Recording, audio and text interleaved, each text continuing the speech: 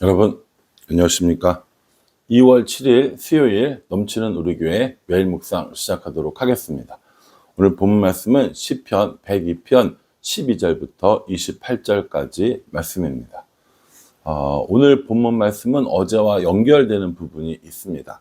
어제 그 102편 살펴보면서 표제어가 고난당한 자가 마음이 상하여 그의 근심을 여호와 앞에 토로하는 기도라고 이야기를 했거든요. 그래서 고난당한 이 사람이 하나님께 부르짖는 것을 우리가 살펴보았습니다. 그럼 이제 우리가 생각해 봐야 될 건 그거죠. 그럼 그 고난으로 끝인가? 라고 이야기를 할 때 오늘 본문은 그 고난에서 다시 회복시키시는 하나님, 안전하게 하시는 하나님의 모습을 보여주고 있습니다. 오늘 이 13절 말씀에 보면 주께서 일어나사 시온을 궁일이 여기시리니 지금은 그에게 은혜를 베푸실 때라 정한 기한이 다가옴이니이다 라고 이렇게 말씀하고 있습니다. 여기서 시온을 궁일이 여기신다고 그랬는데 시온은 유대인들을 말하고 또 이스라엘 백성을 말하는 거거든요. 그러니까 오늘 이 시인은요 자신의 고난 그리고 이스라엘의 고난을 하나님께 이야기를 하고 있는 겁니다. 이스라엘의 고난을 자신의 고난에 빗대서 이야기하든지 혹은 자신의 고난을 이스라엘의 고난에 빗대서 이야기하든지 그렇게 얘기하는 것이든지 아니면 자신과 이스라엘의 이런 모든 고난을 이야기하는 것이든지 어쨌든 자기 자신에게만 한정 지은 것이 아니라 이스라엘 나라 다시 말해서 시온의 고난도 함께 이야기를 하고 있습니다. 그러면서 이제 시온을 긍휼히 여기시고 그 사람들에게 은혜를 베푸실 정한 때가 되었다라고 이렇게 이야기를 하고 있는 것이죠. 나라에 비해서도 마찬가지고요. 또 개인에게도 마찬가지입니다.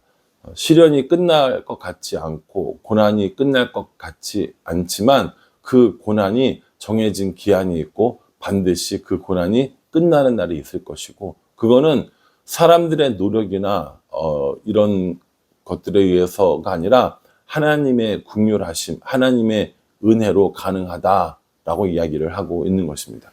실제로 이스라엘 사람들이 그 바벨론에게 끌려가고 그 바벨론이 페르시아에게 멸망을 당한 후 이 페르시아의 고레스 왕이 이스라엘 백성들을 돌려보내죠. 이건 사실은 이스라엘 백성들의 독립의 노력 이런 게 아니라 하나님께서 한 사람 고레스의 마음을 변화시켰기 때문에 가능한 일이었습니다. 그래서 하나님께서 고레스를 통하여 사람들에게 이스라엘 사람들에게 은혜를 베푸셔서 돌아오게 하셨죠.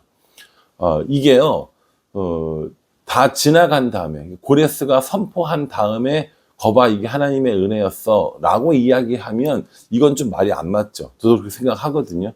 다 돌아온 다음에 고레스가 돌아가라고 이야기한 다음에 그제서야 이거 하나님이 도우셨어 라고 이렇게 이야기한다면 뭐 그게 뭐야 그 고레스가 한 걸 수도 있잖아 라고 이야기하지만 이미 성경은 한 사람에 의해서 포로에서 돌아올 것을 이야기를 하셨고 그 연수 70년도 이야기를 해 주셨었습니다. 그렇기 때문에 고레스에게 베푸신 은혜는 고레스의 마음 때문이 아니라 하나님이 정해놓은 기한이 있었다라고 하는 거죠. 우리들도 마찬가지입니다. 우리들이 알지 못하지만 우리들의 고난과 또 우리들의 이 속상한 일들은 하나님께서 정해신 때가 되면 하나님께서 은혜를 베푸시고 긍휼을 베푸실 때가 있을 거라는 거죠. 다만 우리가 그 기간을 그 시기를 기다리지 못하고 하나님이 아니라 다른 것을 의지하려고 할 때 더 문제는 커지고 더 길어질 수도 있다라고 하는 겁니다. 고난 가운데 우리가 여전히 하나님을 찾아야 하는 이유, 마음이 속상한 경우에도 하나님께 여전히 부르짖어야 하는 이유가 여기에 있습니다. 하나님께서는 분명히 우리의 고난과 또 우리의 이 아픔 가운데 정하신 때가 있고 은혜와 긍휼을 베푸실 때가 있다라는 겁니다. 그러니 그 때가 언제인지 알 수 없지만 하나님의 은혜와 긍휼을 기다리고 또 기대하면서 기도하며 나아가는 것 그것이 우리들이 해야 할 일이라고 성경 우리에게 알려주고 있는 겁니다. 17절에 보면 이렇게 이야기를 하고 있습니다. 빈궁한 자, 여호와께서 빈궁한 자의 기도를 돌아보시며 그들의 기도를 멸시하지 아니하셨도다. 앞쪽에는 뭐라고 그랬어요? 기도하는 일에 대해서 되게 힘들어하고 어려워하는 듯한 모습을 보여줬지만 그것이 아니라 하나님은 어떤 분이시라는 겁니까? 빈궁한 자의 기도를 돌아보시고 그들의 기도를 멸시하지 않으시는 분이라고 이야기합니다. 이건요, 102편 1절에도 여호와여 내 기도를 들으시고 나의 부르짖음을 주께 상달하게 하옵소서 라고 했던 그 기도에 대한 또 다른 표현인 것이죠. 하나님, 나의 기도를 들어주세요. 하나님, 나의 기도가 하나님께 상달되게 해주세요 라고 기도했는데 이제 시인은 뭐라고 고백합니까? 빈궁한 자의 기도를 돌아보시고 그들의 기도를 멸시하지 않으시는 하나님이라고 고백을 하고 있습니다. 뿐만 아닙니다. 20절에 보면요. 이는 갇힌 자의 탄식을 들으시며 죽이기로 정한 자를 해방하사라고 얘기하시면서 갇힌 자의 탄식을 들으시고 또 죽이기로 정한 자를 해방하시는 이런 하나님이심을 우리에게 보여주고 있습니다. 갇힌 자의 탄식을 들으시고 죽은 자, 죽기로 정해진 자를 해방하는 건 이것이 하나님의 은혜인 거고요. 하나님의 긍휼하심이 되는 겁니다. 그러니 우리의 고난 가운데 또 우리의 위기 가운데 여전히 우리가 하나님 앞에 기도해야 할 것을 말씀해 주고 있습니다.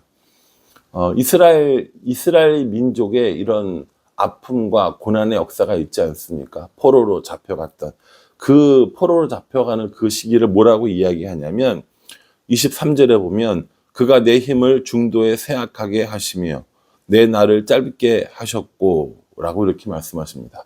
나를 쇠약하게 하시고 내 날을 짧게 하셨다는 겁니다. 24절에도요.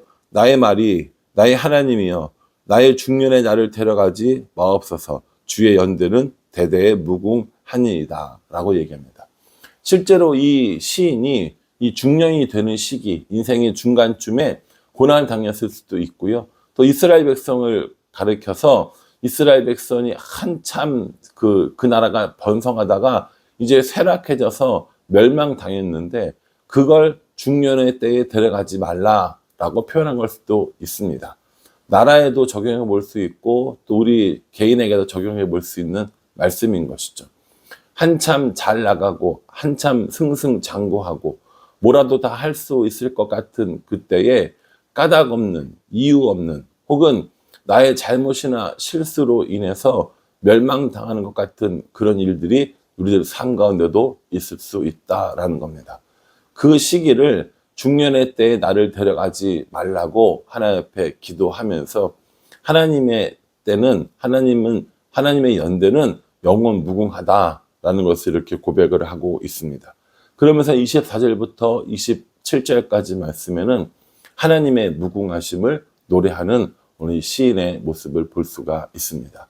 그렇게 다 하고 결론적으로 뭐라고 이야기하냐면 28절이요.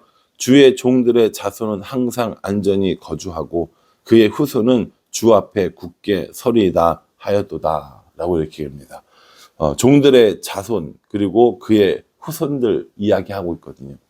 자신들은 지금 이렇게 고난당하고 있지만 자신들의 후손은 하나님께서 안전하게 지켜주실 것이고 주 앞에 굳게 설 것이다 라는 고백을 하고 있는 것이죠.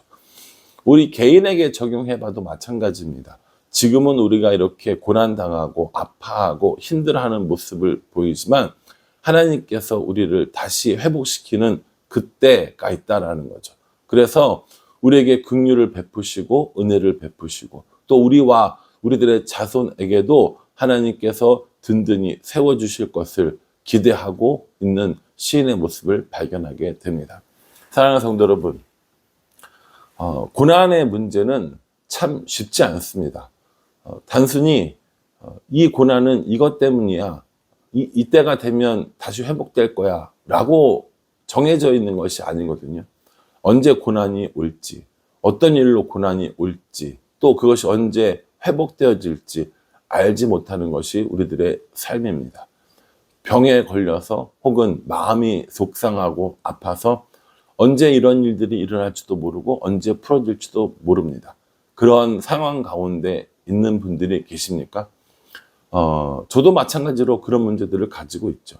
이러한 때에 그러한 마음 아프고 고난당하고 위기의 상황일 때 여전히 우리를 안전하게 하실 수 있는 분, 여전히 우리에게 긍휼과 은혜를 베푸실 수 있는 분이 하나님이심을 오늘 우리에게 말씀해 주고 있는 겁니다. 그러니 저도 그렇고 여러분들도 그렇고요. 우리가 고난 가운데 있을 때 하나님께 부르짖고 위기 가운데 있을 때 안전하지 못할 때 하나님을 찾을 때야말로 하나님께서 우리에게 은혜와 또 긍휼을 베풀어 주신다라는 사실을 꼭 기억해야 한다는 겁니다.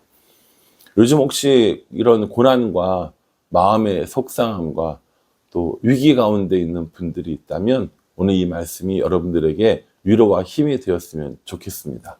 고난 당해서 마음이 속상하고 힘이 들어서 다른 것들을 찾으려고 하는 경우들이 있다면 오늘 이제 이 말씀을 묵상하시면서 다시 하나님께 기도하고 빈궁한 자의 기도를 들으시는 하나님, 또 멸시하지 않으시는 하나님을 기억하면서 그 하나님께 다시 부르짖고 다시 엎드리며 다시 기도하고, 그래서 하나님의 은혜와 긍휼을 받는, 그래서 다시 회복되어지고 살아나고 하나님을 찬양하는 우리 모두가 될 수 있기를 주님의 이름으로 축복합니다. 기도하겠습니다.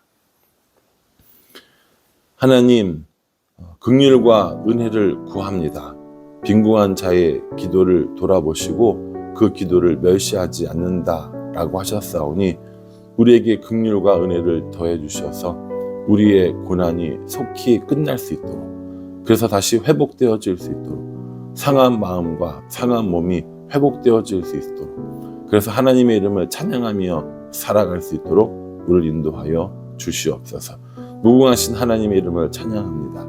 안전히 거주하고 또 굳게 서게 하시는 하나님을 찬양합니다. 우리들의 삶 가운데 이런 하나님을 날마다 경험하며 살아갈 수 있도록 우리 인도하여 주시옵소서. 예수님의 이름으로 기도합니다. 아멘. 오늘 하루도 은혜와 긍휼의 하나님을 만나고 안전히 거하고 든든히 세워지는 우리 모두가 되기를 간절한 마음으로 기도하겠습니다. 감사합니다.